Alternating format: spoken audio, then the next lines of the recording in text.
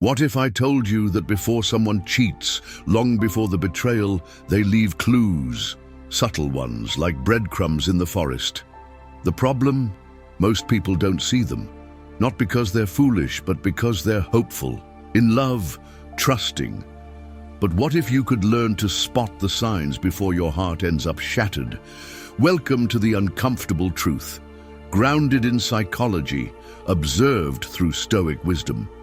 Stay sharp, because what you're about to hear might just save you from emotional ruin.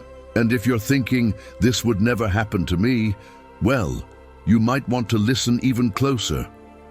Sign number 1, emotional distance.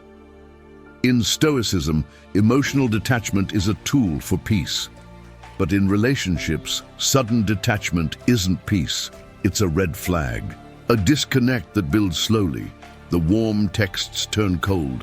Conversations that once flowed now feel forced. Small gestures disappear. She used to laugh at your jokes, light up when you walked in, check in, care deeply. Now, she's distant, still there, but not really. It's not just stress, it's not a bad day, it's emotional retreat, and often guilt hides behind it. When someone starts withdrawing emotionally, it's usually because they're investing those emotions elsewhere. And once emotional, needs are met outside the relationship, the connection at home begins to feel more like an obligation than a bond. Sign number 2, a mysterious schedule. Time doesn't lie, it reveals. Suddenly her calendar is packed. Long meetings, late errands, vague outings with friends. And when you ask, the answers are hollow. It was fine. Nothing much. Details disappear, but the inconsistencies grow. Behavioral psychology shows us this. When people start seeking emotional or physical attention elsewhere, they don't always lie. They just leave out enough truth to confuse you. The trick is in the patterns, the shift. A Stoic approach? Observe, don't accuse. She spent 3 hours at Target and came home with nothing. Sure, maybe she needed a walk, or maybe she's rewriting her routine to make room for someone else. Cheaters often don't create outrageous lies.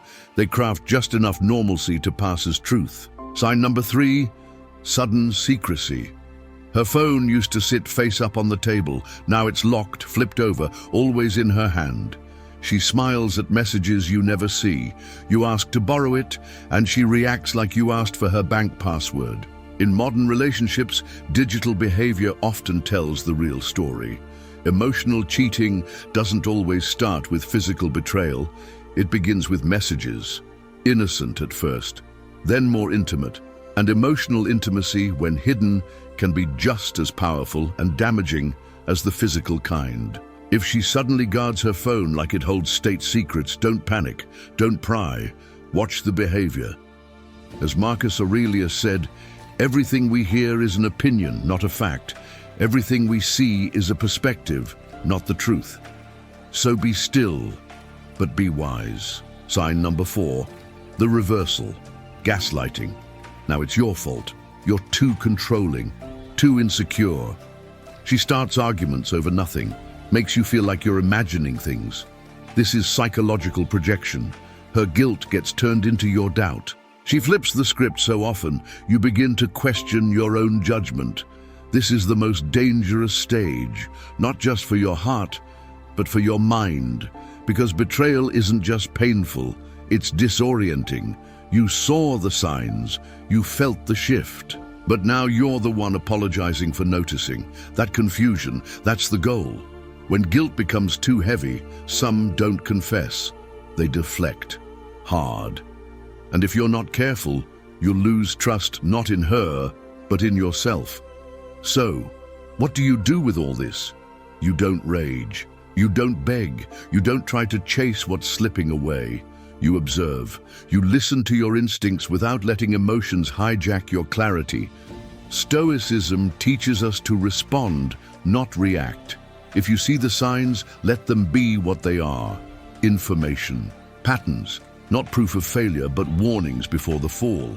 Not every change means betrayal, but when the emotional presence fades, when time becomes a fog, When secrecy spikes and reality feels twisted, it's time to stop hoping and start seeing.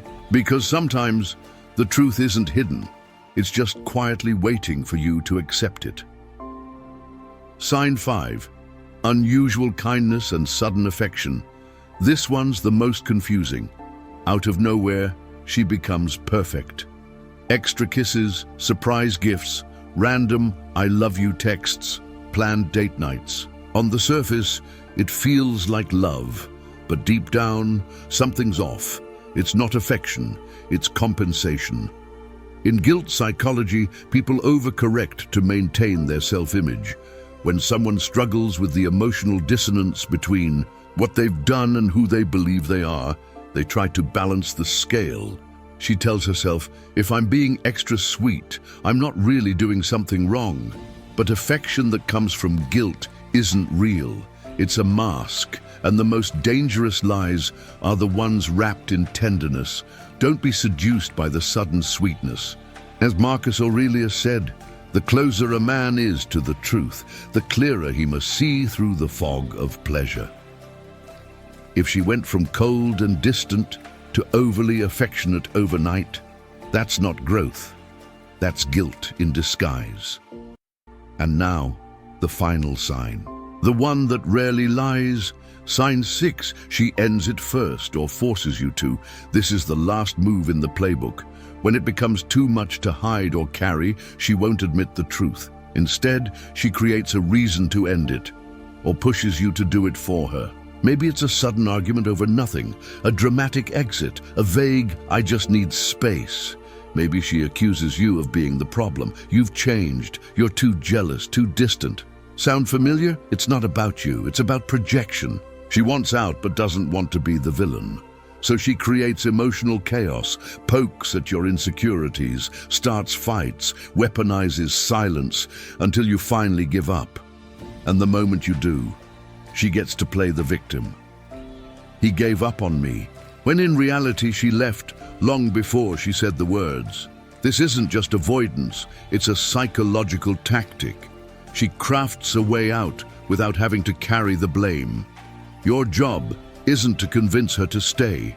It's to recognize when she's already gone. The Stoic response? Let go, with grace, with clarity.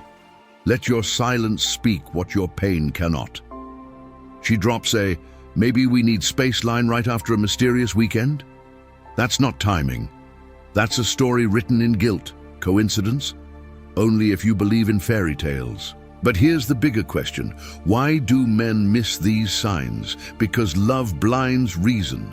Because men are taught to suppress suspicion, to trust more, to not be toxic. Because cheaters don't look like villains. They smile. They say, "I love you." They hold your hand, right up until they don't. Men miss the signs not because they're foolish, but because they believe. They believe in loyalty, in love, in the woman they fell for. But Stoicism doesn't ask you to be cold. It asks you to see clearly. It doesn't ask you to assume betrayal. It asks you to observe without illusion. Be honest. Are you watching her actions or clinging to a fantasy? The signs are always there. This isn't about paranoia. It's about awareness. A wise man doesn't accuse. He observes. A stoic man doesn't chase. He stands still in truth, and a high-value man doesn't beg to be loved. He walks away with dignity. If this video opened your eyes, even just a little, do one thing: like, subscribe, and share it with a brother who might be too close to see the truth. Because sometimes the truth hurts, but the cost of ignoring it, that's what truly breaks you. Stay grounded, stay sharp, stay stoic.